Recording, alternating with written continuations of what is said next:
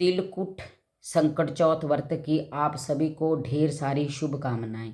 तो 17 जनवरी दिन शुक्रवार को तिलकुट संकट चौथ गणेश चतुर्थी का व्रत है। इस व्रत को हर महिला अपने बच्चों की सलामती के लिए, उनके संकट को दूर करने के लिए, अपने बच्चों की तरक्की सफलता के लिए निराहार निराजल रहकर व्रत रखती हैं।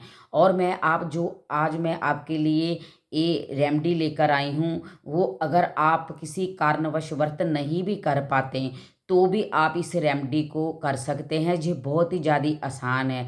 और मैं आपसे एक प्रार्थना करना चाहती हूँ कि अगर आप व्रत नहीं भी रखते तो भी आप गणेश जी की इस दिन पूजा अवश्य करें। गणेश जी की पूजा करने से हमारे जीवन में जो भी विघ्न होते हैं, हमारे बच्चों के जीवन में जो भी विघ्न होते हैं, वो सभी विघ्न दूर हो जाते हैं, संकट दूर होते हैं। गणेश जी की कृपा उनको मिलती है। और गणेश जी की कृपा जिस पर हो जाए, वो बुद्धि के देवता हैं, तो वो लक्ष्मी के साथ भी विराजमान है, तो हर एक कार्य में आपको सफलता प्रदान अवश्य करेंगे। तो मैं सुमन खन्ना आपका स्वागत करती हूँ। उम्मीद करती हूँ कि आप सभी ठीक होंगे, स्वस्थ होंगे, खुश होंगे।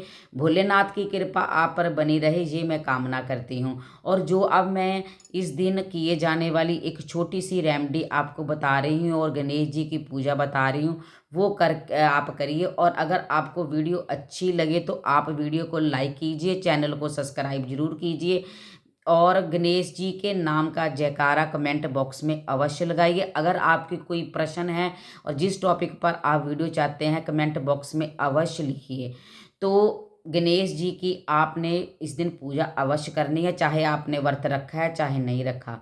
और जो माताएं बहनें जी व्रत रख रही हैं, वो रात को चंद्रमा का समय है जो वो 9:09 का है, तो चंद्रमा को अर्घ देकर ही वो अपना व्रत खोल सकती हैं। तो हमें सबसे पहले क्या करना चाहिए, सुबह स्नान करने के बाद आप एक चौकी लगा लीजिए। नहीं, चौकी नहीं अलग से लगानी तो आप अपनी पूजा घर में गणेश जी की मूर्ति हो या गणेश जी का कोई चित्र हो, तो आप वहाँ पर गणेश जी को पहले जल का छींटा देकर उनको स्नान करा लीजिए। उसके बाद उनके मस्तक पर आप सिंदूर का तिलक अवश्य लगाइए। फिर गणेश जी को आप वस्त्र प्रदान कीजिए। अगर वस्त्र आप ग्रीन कलर के इस दिन अर्पण करते हैं तो बहुत ही ज़्यादा शुभ माने जाते हैं। वैसे लाल रंग के और पीले रंग के भी वस्त्र अर्पण किए जाते हैं। तो अगर आपके पास वस्त्र आप नहीं अर्पण करने चाहते तो आप जो मौली आती है उसी का वस्त्र जरूर अर्पण करें। और आप 3, 5, 7, 11, 21 जितनी भी आपको ध्रुवा मिल जाए, ध्रुवा अर्पण कीजिए। और अगर आपको शमी पत्थर मिल जाए तो फिर क्या ही कहने। शमी पत्थर की बहुत ज़्यादा महिमा बताई गई है। शमी पत्थर चढ़ाने से गणेश जी की आप जो भी गणेश जी के सन्मुख शमी पत्थर अर्पण कर कर आप जो भी इच्छा करोगे वो आपकी इच्छा अवश्य पूरी होती है। शमी पत्थर इतना प्रिय है गणेश जी को। तो आप उनको तिल का भोग जरूर लगाएं। तिल के लड्डू होगे, तिल की गच्चक होगी, एक जो खोया मावा आता है उसमें तिल डालकर तिल भुग्गा बनाया जाता है, उसकी पूजा कीजिए। साथ एक कलश रखिए, कलश में आप गंगा जल डालिए, साफ जल डालिए, उसमें फिर आप कच्चा दूध डालिए, चीनी डालिए, ध्रुवा डालिए और वहाँ पर पड़े रहने दीजिए। कथा जरूर करिए। और उसके बाद आप रात को जब चंद्रमा उदय हो तो ये अर्घ दे दे चंद्रमा को। और उसके बाद जो अब मैं रेमेडी आपको बताने जा रही हूँ, ये तो मैंने आपको बताया कि गणेश जी की पूजा आपने करनी है, आपने भोग लगा दिया, आरती कर ली। अब आपने वो उपाय करना है जो उपाय बच्चों की सफलता के लिए और जो भी आपकी इच्छा है, चाहे वो इच्छा आपकी धन की है, अगर आपके बच्चों की कोई शादी की इच्छा है, जहाँ आपकी कोई भी इच्छा है, आप उस दिन अपनी ये इच्छा पूरी कर सकते हैं। तो आपने करना क्या है, गणेश जी की पूजा करने के बाद आपने अपने घर की जो पश्चिम दिशा की दीवार है, उस दीवार पर आपने सिंदूर से सिंदूर में थोड़ा सा गंगा जल डालकर आप उसका पेस्ट बना लीजिए और रिंग फिंगर के साथ आप उस दीवार पर पहले स्वास्तिक बनाइए। स्वास्तिक बनाने के बाद आप नीचे उस पर 5 का अंक लिख दीजिए।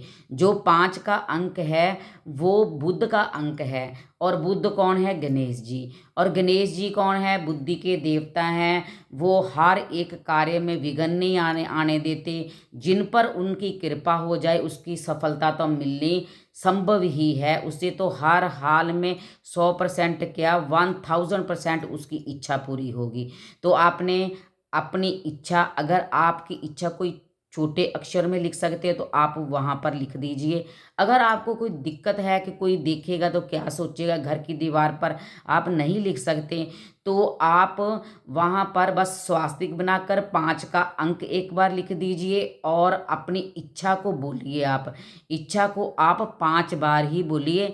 5 बार इच्छा बोलने के बाद आप ओम गम गणपते नमः, ओम गम गणपते नमः, ओम गम गणपते नमः, इस मंत्र का आप 21 बार जाप कीजिए। समय है तो 108 बार आप जाप कीजिए।